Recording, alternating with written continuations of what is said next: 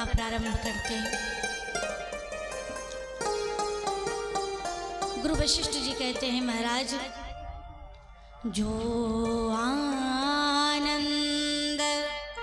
सिंधु सुख राशि, जो आनंद सिंधु सुख राशि, जो आनंद सिंधु सुख राशि, करते त्रैलोक सुपासी, करते सिए लोक सुपासी, करते त्रैलोक सुपासी।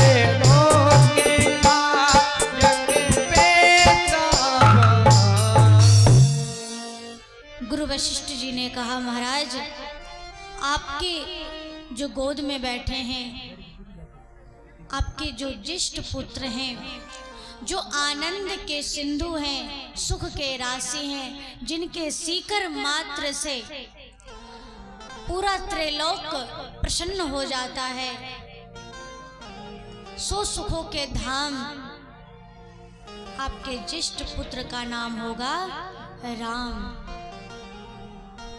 जो आनंद के सिंधु हैं, सिंधु समझते हैं? सागर।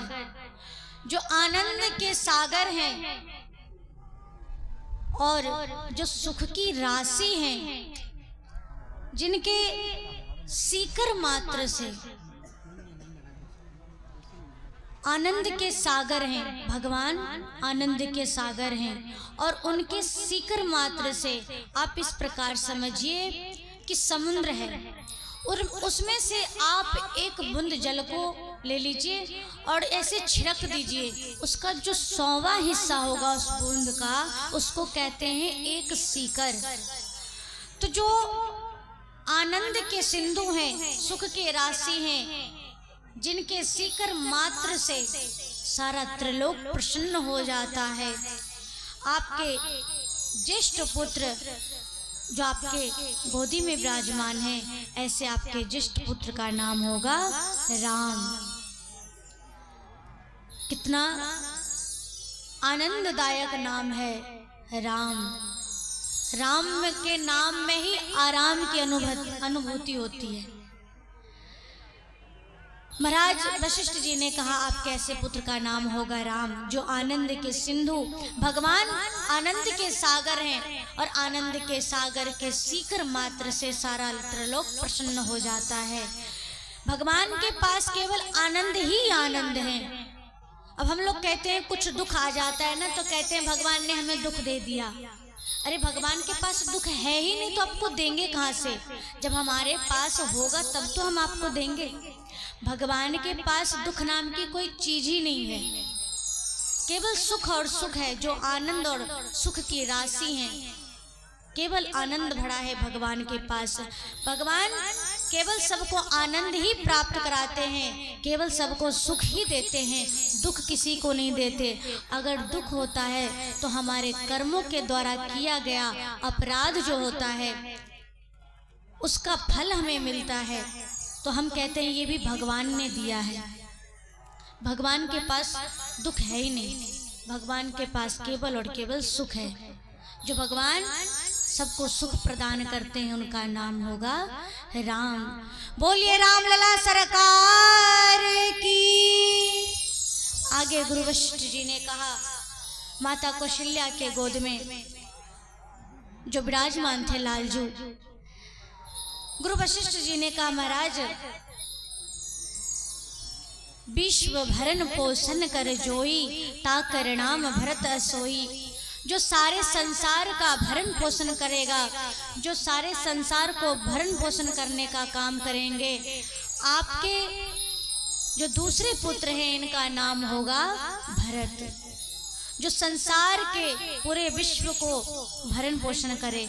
भरण पोषण का मतलब ये नहीं कि हमें खूब भरण पोषण करे, भरण पोषण से तात्पर्य है कि जो राम जी के प्रेम से भर दे।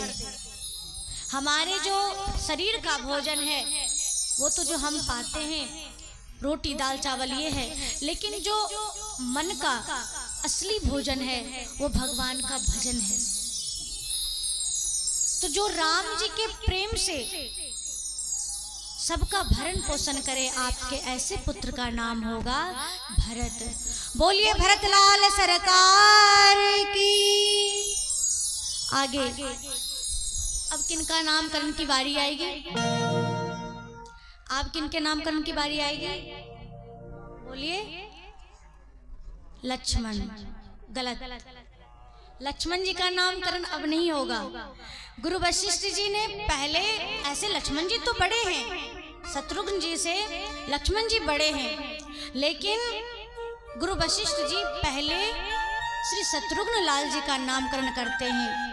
कहते हैं कि जाकर नाम सुनत जाके सुमिरन तेरी पुना साजा के ये सुमिरन तेरे पुना साजा नाम शत्रुघ्न वेद प्रकाशा नाम शत्रुघ्न वेद प्रकाशा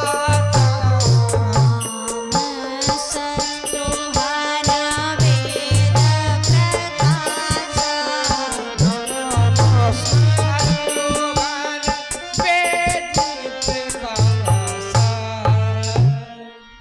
गुरु वशिष्ठ जी कहते हैं कि जिनका नाम जपने से, जिनका नाम स्मरण करने से जो हमारे भीतर के शत्रु हैं वो सदा सदा के लिए समाप्त हो जाता है। हमारे भीतर के शत्रु क्या हैं? बाहर के शत्रु तो दिखाई पड़ते हैं, हमारे भीतर के शत्रु क्या है? कौन है? लोभ, मोह, क्रोध, ईर्ष्या, द्वेष, ये सब हमारे भीतर की शत्रु है। और ये शत्रु का विनाश कैसे होगा? जब हम श्री शत्रुघ्न जी महाराज का नाम जपेंगे, जब हम उनका स्मरण करेंगे तो हमारे जो भीतर के जो दोष हैं, जो भीतर के शत्रु हैं, उनका सदा सर्वदा के लिए नाश हो जाएगा। गुरु वशिष्ठ जी ने कहा आपके ऐसे पुत्र का नाम होगा श्री शत्रुघ्न लाल जी। बोलिए श्री शत्रुघ्न लाल सरकार की जय हो। शत्रुघ्न भैया लक्ष्मण जी से छोटे हैं, लेकिन इनका नामकरण गुरु वशिष्ठ जी ने पहले किया। क्यों किया? लक्ष्मण जी का बाद में किया।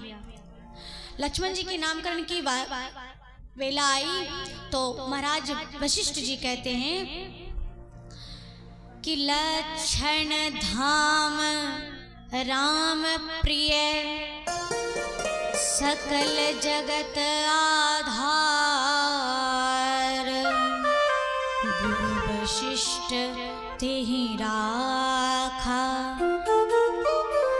लक्ष्मण नाम उदार। गुरु वशिष्ठ जी कहते हैं कि जो सभी लक्षणों के धाम होंगे, जो राम जी के प्रिय होंगे, जो सारे जगत का आधार है, उनका नाम होगा श्री लक्ष्मण जी महाराज। बोलिए लक्ष्मण जी महाराज की जय हो। अब किसी ने कहा महाराज, गुरु वशिष्ठ जी से प्रश्न किया कि लक्ष्मण जी तो शत्रुघ्न जी से बड़े हैं, इनका नामकरण आपने बाद में किया, और शत्रुघ्न जी छोटे हैं तो उनका नामकरण आपने पहले किया, क्यों? तो गुरु वशिष्ठ जी ने कहा कि आपके प्रश्न का उत्तर इसी चौपाई में है। क्या? सकल जगत आधार। श्री लक्ष्मण जी महाराज शेषावतार हैं और ये पृथ्वी शेषनाग के मस्तक पे टिकी हुई है, और जो आधार होता है वो सबसे नीचे होता है। तो इसलिए लक्ष्मण जी सारे जगत का आधार है, इसलिए इनका नामकरण सबसे अंतिम में किया है। चारों लालजू का नामकरण संस्कार किया गया। महाराज दशरथ जी सबको एक शिक्षा दे रहे हैं कि जब भी अपने बालक का, चाहे वो पुत्री हो या पुत्र हो, जब भी आप उनका नामकरण करें तो किसी ब्राह्मण को बुला करके, पंडित को बुला करके अपने घर में, उसके बाद उनका नामकरण संस्कार कराइए। क्यों? क्योंकि व्यक्ति के जीवन में नाम का बड़ा असर पड़ता है। आजकल के नाम तो ऐसे ऐसे होते हैं महाराज, ना उसका कुछ अर्थ समझ में आता है, ना उसका कोई भाव समझ में आता है, किस नाम का क्या अर्थ है। तो जब भी आप अपने घर में किसी का नामकरण करते हैं तो आदर और सत्कार के साथ ब्राह्मणों को बुलाइए, दक्षिणा दीजिए और तत्पश्चात उनसे निवेदन करिए कि महाराज जो इनके योग्य नाम होगा आप इनका नामकरण कीजिए। चारों लाला का नामकरण संस्कार कराया गया।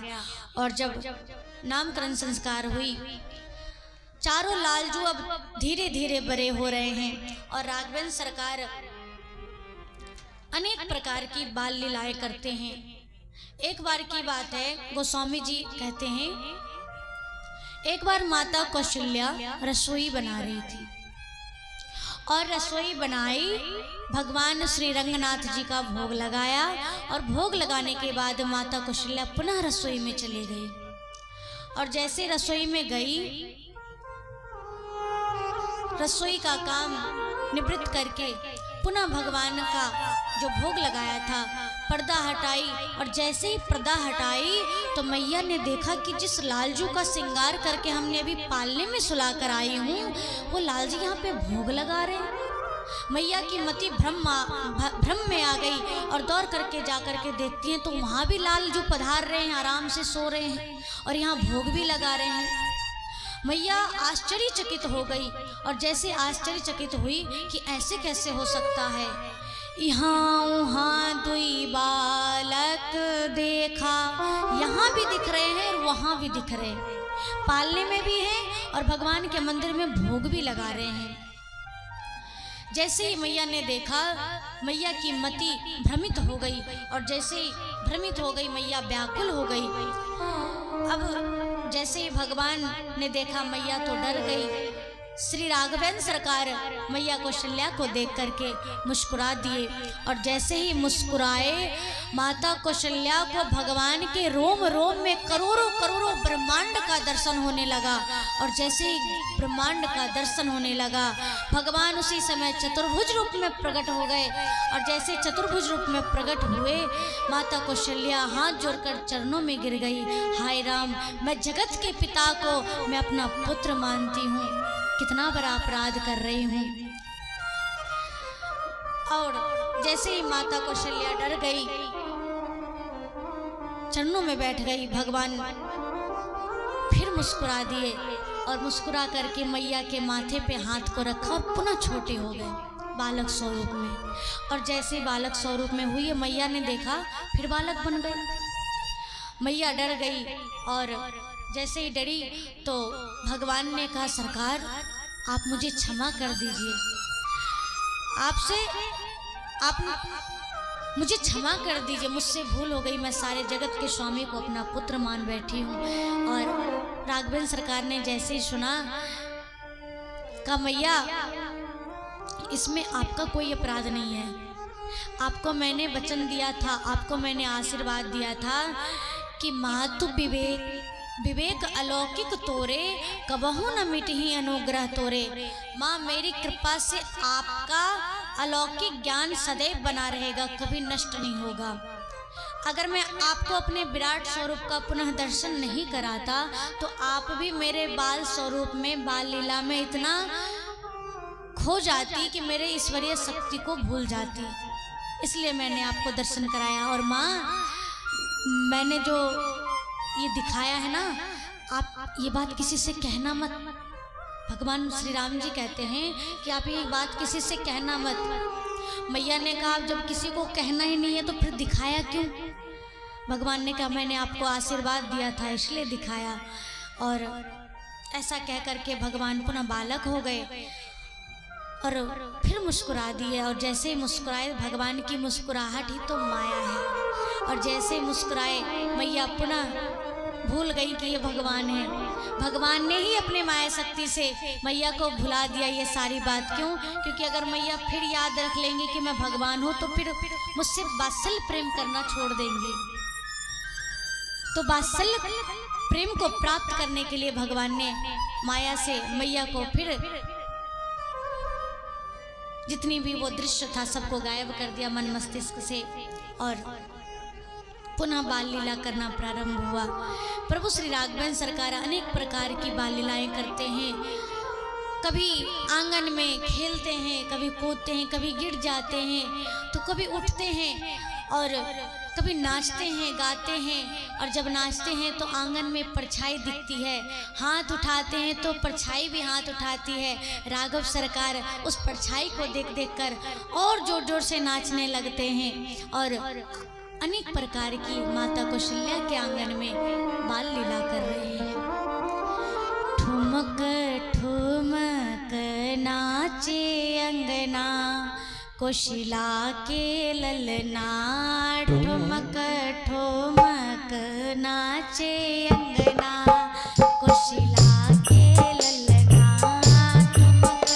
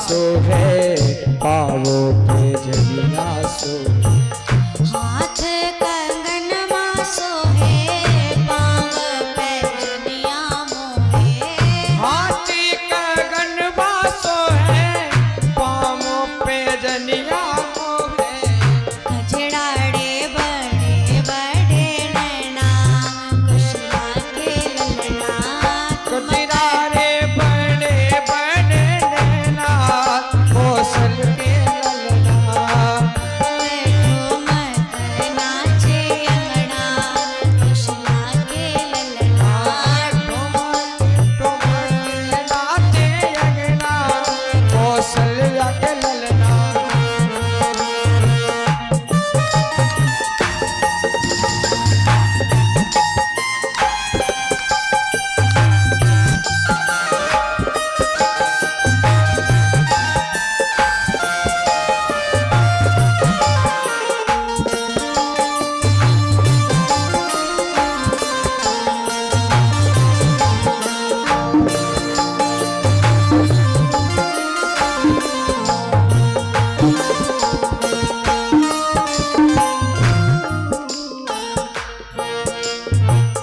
पीतांबर सोहे तनवा मुश्की मोहेला मनवा, पीतांबर सोहे तनवा मुस्की मोहे लानवा, पीतांबर सोहे तनवा मुश्की मोहेला मनवा, पीतांबर सोहे तनवा मुस्की मोहे ला मनवा, पीतांबर सोहे तनवा मुश्की मोहेला मनवा, पीतांबर सोहे तनवा मुस्की मोहे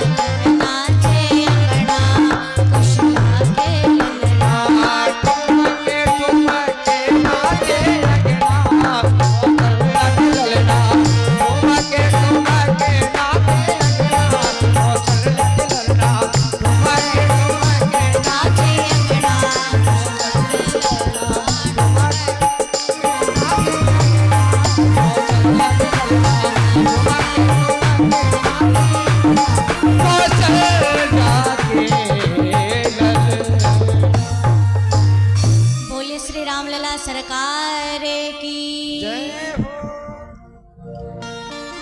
अनेक प्रकार की बाल लीला करते हैं। अब चारों भैया थोड़े और बड़े हुए और चूड़ा कर्म संस्कार कराया गया और अनेक प्रकार की बाल लीला करते हुए अब सरकार चारों भैया थोड़े और बड़े हुए और अब कुमार अवस्था में आ गए। कहते हैं जब चारों भैया कुमार अवस्था में आ गए तो माता पिता गुरुजनों ने जनेऊ धारण करवाया है, यज्ञोपवीत संस्कार कराया गया।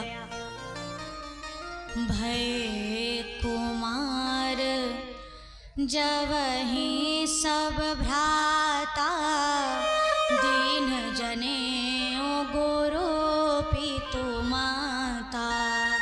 भय कुमार जवहि सब भ्राता, दीन जनेऊ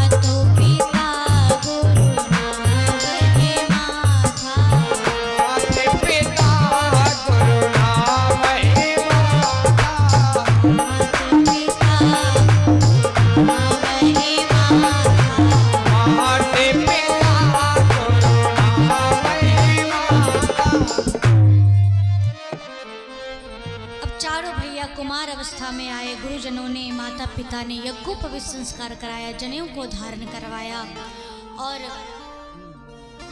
अब चारों कुमार इस अवस्था में आ गए कि अब गुरुकुल जाने की बेला आ गई। चारों भाई पिताजी की आज्ञा लेकर के, माता जी से आशीर्वाद लेकर के गुरु गृह गए और वहां जाकर के थोड़े ही समय में सारी विद्या प्राप्त कर लिए। और जैसे ही चारों भैया विद्या अध्ययन कर करके आए तो भगवान ने संसार को एक सूत्र देने के लिए एक नियम बनाया। कौन सा नियम? जब भी भगवान चारों भैया प्रातः काल जगते हैं तो सबसे पहले कार्य यही करते हैं कि अपने से श्रेष्ठ जनों के चरणों में प्रणाम करते हैं। माता पिता गुरु अपने से श्रेष्ठ जनों के चरणों में प्रणाम करते हैं। जब प्रातः काल होती है तो भगवान सभी श्रेष्ठ जनों का आशीर्वाद लेकर के ही अपने दिन की शुरुआत करते हैं और माता पिता से आज्ञा लेकर ही कोई कार्य करते हैं। ये सीख राघवेंद्र सरकार हमें और आपको देते हैं कि जब भी हम प्रातः काल जगे तो अपने भगवान को प्रणाम करें, सदगुरु के चरणों में प्रणाम करें, सबको प्रणाम करें जो भी अपने से श्रेष्ठ हैं और माता पिता की आज्ञा लेकर ही कोई कार्य करना चाहिए। अब संसार को सूत्र देने के लिए प्रभु ने ये नियम बनाया। ये संस्कार सभी के जीवन में अवश्य होना चाहिए कि हमारा मस्तक अपने से श्रेष्ठ के चरणों में अवश्य झुके। देखिए, 3 प्रकार के संस्कार होते हैं हमारे आपके जीवन में। 3 प्रकार के संस्कार होते हैं। कौन कौन से? पहला संस्कार, एक तो हमारे जो पूर्व जन्म के संस्कार होते हैं, जो हमारा पूर्व जन्म का संस्कार होता है, उसकी जो क्रिया है वो हमारे आपके जीवन में दिखाई पड़ती है, जो हमारा पूर्व जन्म का संस्कार है। और दूसरा है कि जिसके घर में हमने और आपने जन्म लिया है, उस घर का संस्कार। जैसा कहते हैं ना, घर रहता है, जैसी वातावरण रहती है, वैसे संस्कार हमारे और आपके अंदर आते हैं। कुल का संस्कार जरूर रहता है। तो जिसके घर में हमने और आपने जन्म लिया है, उस कुल का संस्कार, उस घर का संस्कार हमारे और आपके जीवन में रहता है। और तीसरा जो है,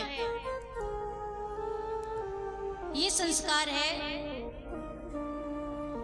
अच्छे लोगों की संगति करना। संगति का जीवन में बहुत बड़ा असर पड़ता है। हमारी संगति जैसी होगी वैसे ही हमारा संस्कार होगा। इसलिए सदैव अच्छी संगति करनी चाहिए, और ये सबसे बड़ा संस्कार है।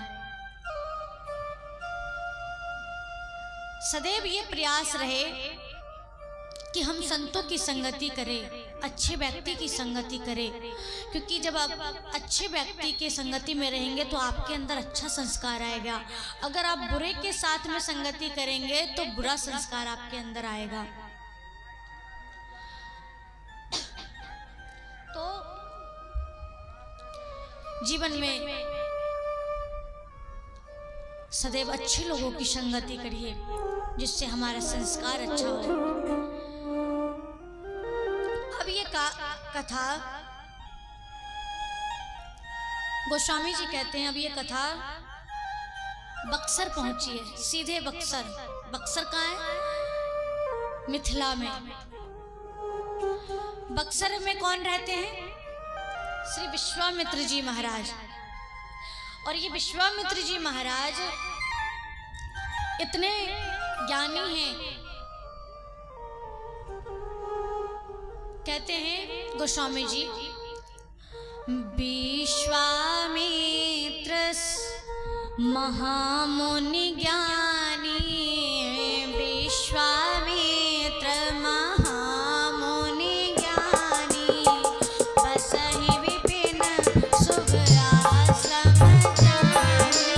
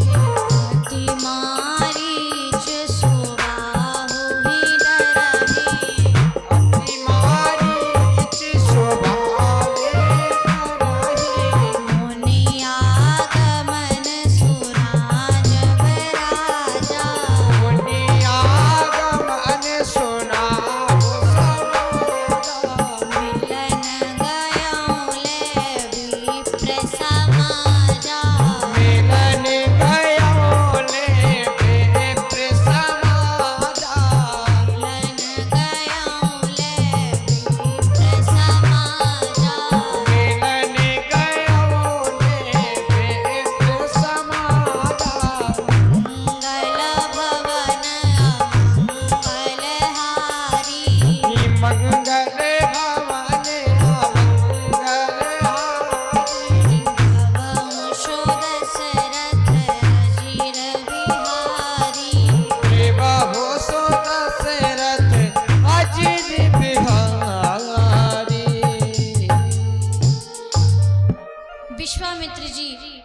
आश्रम है बक्सर में और विश्वामित्र जी महामुनि ज्ञानी हैं। ये अपने आश्रम में जब भी यज्ञ करते हैं, जप करते हैं, हवन आदि करते हैं, तो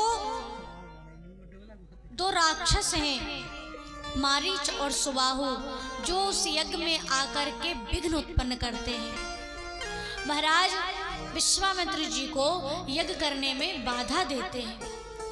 तो ये जो सुबाहु और मारीच नाम का राक्षस है, असुर है, यह कभी यज्ञ को पूर्ण नहीं होने देता है। सुबाहु और मारीच से तंग आकर के विश्वामित्र जी ने विचार किया कि जब तक मैं भगवान को लेकर के नहीं आऊंगा तब तक ये मरने वाला नहीं है। और विश्वामित्र जी ने विचार किया कि प्रभु इसी त्रेता में तो अवतार लिए हैं, तो क्यों ना चल करके उनके पास समस्या का समाधान किया जाए। ऐसा विचार करके विश्वामित्र जी अयोध्या के लिए निकल पड़े और जैसे ही अयोध्या के लिए प्रस्थान किया, कब अयोध्या पहुंच गए पता ही नहीं चला, क्योंकि आनंद में जा रहे हैं, प्रसन्न मन से जा रहे हैं। अयोध्या पहुंचे, सरयू तट में स्नान किया। सरयू में स्नान करने के बाद